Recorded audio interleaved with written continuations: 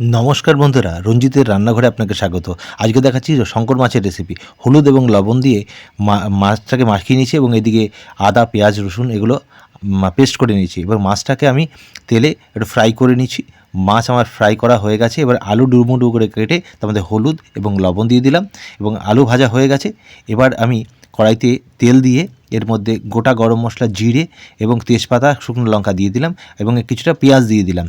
পেঁয়াজ দেওয়ার পরে এটা যখন হালকা করে ভেজে নিয়েছি, ভাজার পরে এবার পেস্ট করা মশলাটা এর মধ্যে দিলাম। দিয়ে দিলাম জিরের গুঁড়ো, ধনের গুঁড়ো, হলুদ, চিনি এবং লাল লঙ্কার গুঁড়ো। এবার কিছুটা জল দিয়ে মশলাটাকে কষিয়ে নিচ্ছি।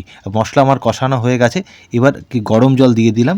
এর মধ্যে দিয়ে দিলাম আলু এবং শঙ্কর মাছ। শঙ্কর মাছ ধোয়া হয়ে গেলে কিছু পরিমাণ মতো স্বাদ মতো লবণ দিয়ে দিলাম, কিছুটা ঢেকে দিলাম। কিছুক্ষণ পরে তুলে নিলাম। আমার মাছ রান্না রেডি।